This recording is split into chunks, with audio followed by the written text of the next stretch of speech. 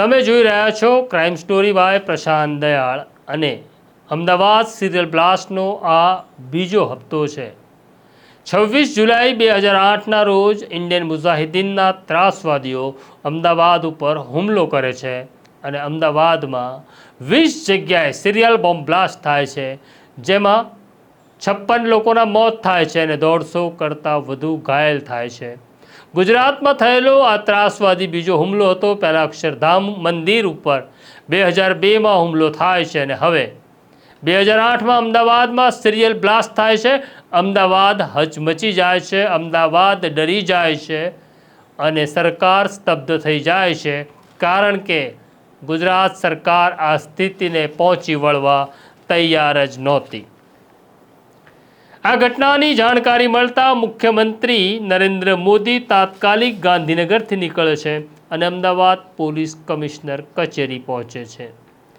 આ હત્યારાઓને ખબર હતી કે જે લોકો ઇજાગ્રસ્ત થશે તેમને અમદાવાદની મોટી હોસ્પિટલોમાં લાવવામાં આવશે, એટલે પહેલો બ્લાસ્ટ હોસ્પિટલની બહાર થાય છે અને જેમાં ડૉક્ટરો સહિત અનેક લોકો માર્યા જાય છે। આ જ પ્રકારે તેમણે 2 કાર બોમ્બ અમદાવાદની એલજી હોસ્પિટલમાં મૂક્યા હતા।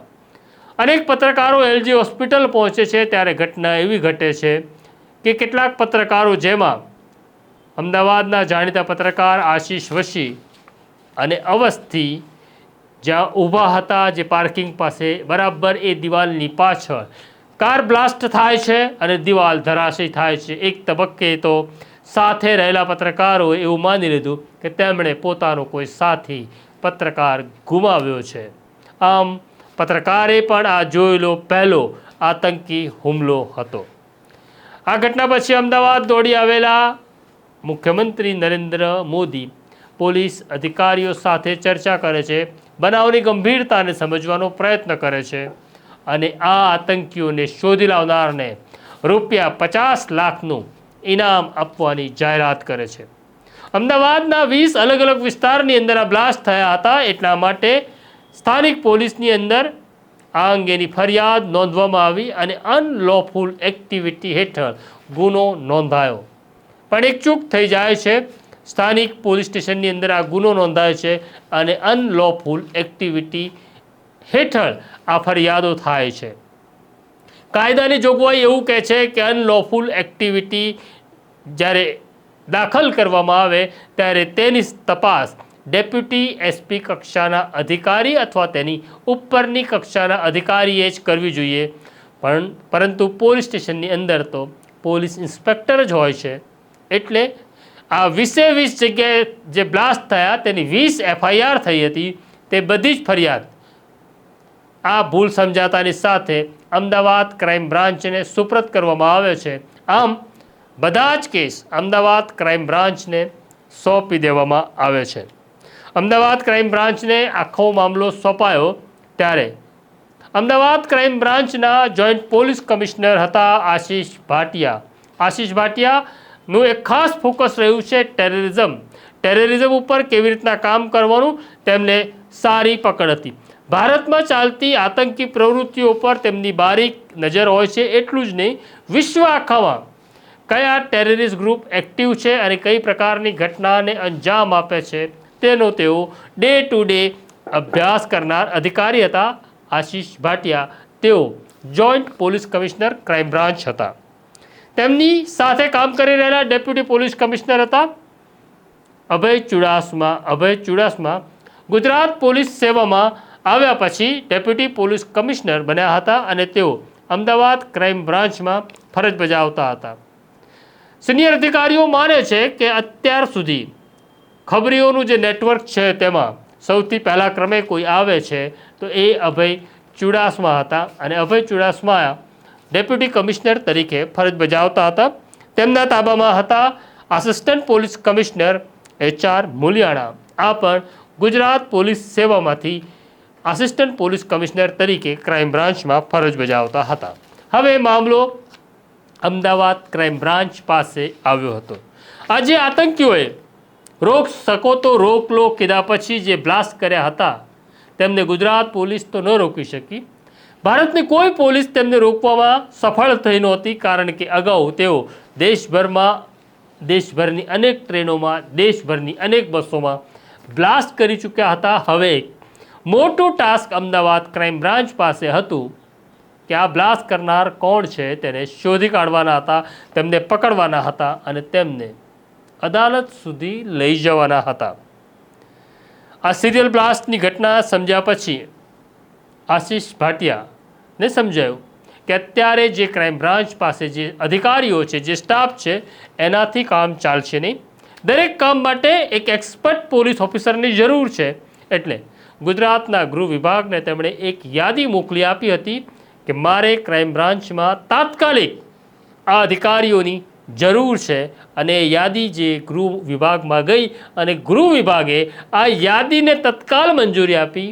એ અધિકારીઓના નામ હતા એસીપી ગિરીશ સિંઘલ, તેઓ ઇન્ટેલિજન્સ બ્યુરોમાં આસિસ્ટન્ટ પોલીસ કમિશનર તરીકે ફરજ બજાવતા હતા. હિમાંશુ શુક્લા હિંમતનગરમાં એએસપી તરીકે તેઓ ફરજ બજાવતા હતા. ભારતીય પોલીસ સેવાની સીધી ભરતીમાંથી તેઓ આવેલા એક યુવાન અને જોશીરામ મહેન્તુ પોલીસ અમલદાર હતા. સાથે હતા DYSP VR Tolia sub inspector તરીકે પોલીસ ફોર્સમાં જોડાયા હતા અને ડેપ્યુટી એસપીના પદ સુધી તેઓ પહોંચ્યા હતા. તેમની ખાસ માસ્ટરી જે હતી તે ઇન્ટ્રોગેશનની હતી. સાથે હતા યુવાન પોલીસ અધિકારી મયુર ચાવડા ગુજરાત પોલીસ સેવાની સીધી ભરતીથી પોલીસ સેવામાં આવ્યા હતા. આ જ પ્રકારે રાજેન્દ્ર અસારી પણ ગુજરાત પોલીસ સેવામાંથી આવ્યા હતા. સાથે હતા ઉષા રાડા. આમ પોલીસ અમલદારોની એક ખાસ ટીમ તૈયાર કરવામાં આવી હતી અને સાથે એક અગત્યનું નામ સામેલ થાય છે આ તપાસમાં, અને નામ હતું મહેસાણા પોલીસમાં ફરજ બજાવતા દિલીપ ઠાકોર. દિલીપ ઠાકોર એક કોન્સ્ટેબલ હતા, પણ આશિષ ભાટિયાને ખબર હતી કે આખા કામમાં એક એવા માણસની પણ જરૂર છે જે ગુનેગારો સુધી લઈ જવામાં બહુ મહત્વનું કામ કરશે.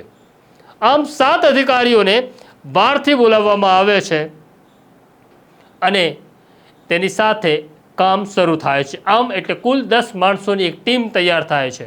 આ ટીમની સાથે 2 યુવાન પોલીસ સબ ઇન્સ્પેક્ટરોને સામેલ કરવામાં આવે છે અને આ બંને યુવાન અને બહાદુર પોલીસ સબ ઇન્સ્પેક્ટરોના નામ છે જીતેન્દ્ર યાદવ અને જુગલ પુરોહિત. આમ એક મજબૂત ટીમ પહેલા જ દિવસે તૈયાર થઈ ગઈ અને ક્રાઇમ બ્રાન્ચની ટીમો કામે લાગી. ઘટના હવે શરૂ થાય છે. પહેલી ઘટના, સૌથી પહેલાં ક્રાઇમ બ્રાન્ચને એ જાણવાનું હતું કે મેલ ક્યાંથી કોણે કર્યો છે. હવે જે ટેલિવિઝન ચેનલોને આ 14 પાનાના મેલની નકલ મળી હતી, પહેલાં આ પોલીસ અમલદારો ત્યાં સુધી પહોંચે છે.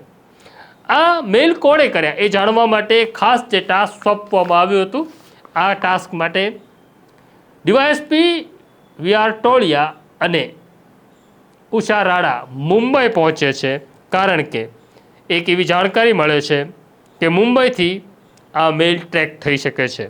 આ બંને અધિકારીઓ ડીવાયએસપી છે, ક્રાઇમ બ્રાન્ચના અધિકારીઓ ત્યાં પહોંચે છે, મુંબઈ પોલીસની મદદ લે છે અને જાણવાનો પ્રયત્ન કરે છે કે ટીવી ચેનલોને મળેલા આ મેલ ક્યાંથી થયા. તો એક જે એડ્રેસ મળ્યા એમાં એવું હતું કે મુંબઈની સનાપાડા ખાલસા કોલેજ, માટુંગા અને ચેમ્બુરની એક ખાનગી કંપની, આમ 3 જગ્યાએથી આ મેલ થયા હતા. પણ આ પ્રોક્સી સર્વર હતા. ઇન્ટરનેટ હેક કરીને આ કોલેજના કે આ ખાનગી કંપનીના ઇન્ટરનેટનો ઉપયોગ કરી મેલ થયા હતા. એના કારણે તપાસ અહીંયા આવીને અટકી જાય છે. એટલે મેલ ક્યાંથી થયું હતું એ શોધવું પોલીસ માટે મુશ્કેલ બની ગયું હતું. હવે વાત કરવી છે ઘટના ક્રમાંક 2. Joint police commissioner Ashish Bhatia અગાઉ મહેસાણાના એસપી તરીકે ફરજ બજાવી ચૂક્યા હતા, ત્યારે તે કોન્સ્ટેબલ દિલીપ ઠાકોરના સંપર્કમાં આવ્યા હતા.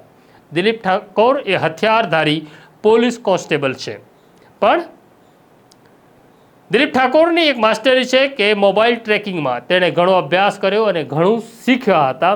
માટે આ કામથી આશિષ ભાટિયા વાકેફ હતા, એટલે આખી ટીમમાં એક કોન્સ્ટેબલને પણ સામેલ કરવામાં આવે છે. દિલીપ ઠાકોર જ્યારે મહેસાણાથી અમદાવાદ પહોંચે છે અને જુએ છે ત્યારે અમદાવાદ ક્રાઇમ બ્રાન્ચની જે સિસ્ટમ હતી, કોમ્પ્યુટર સિસ્ટમ હતી, ટ્રેકિંગ સિસ્ટમ હતી, એટલી નબળી હતી કે અહીંથી કંઈ જ કામ શક્ય નહોતું. એટલે તે અભય ચુડાસમાને મળીને એવું કહે છે, આ સિસ્ટમના આધારે ગુનેગાર સુધી પહોંચવું અઘરું છે. પછી અભય ચુડાસમાએ શું કર્યું તેની વાત હું કાલે કરીશ, પણ આ ક્રાઇમ સ્ટોરી તમને કેવી લાગી એ જરૂરથી કોમેન્ટ બોક્સમાં લખજો. પણ એક વાત યાદ રાખજો, આ જે લોકો આપણને હિન્દુ અને મુસલમાનના નામે લડાવે છે, આ એમનો ધંધો છે. મારો દુશ્મન મુસલમાન પણ નથી અને મુસલમાનનો હું દુશ્મન પણ નથી, એવું દરેક હિન્દુ મુસલમાને સમજી લેવાની જરૂર છે. આપણે આખી વાતથી પોતાને બચાવવાની જરૂર છે. તો અત્યારે મને અને મારા સાથી સોનુને રજા આપો એ પહેલાં બેલ આઇકોન દબાવી દો. આ સ્ટોરીને શેર અને લાઈક કરો. કાલે દિલીપ ઠાકોરે જે રજૂઆત કરી પછી અભય ચુડાસમાએ શું કર્યું તેની વાત હું કાલે કરીશ. નમસ્કાર.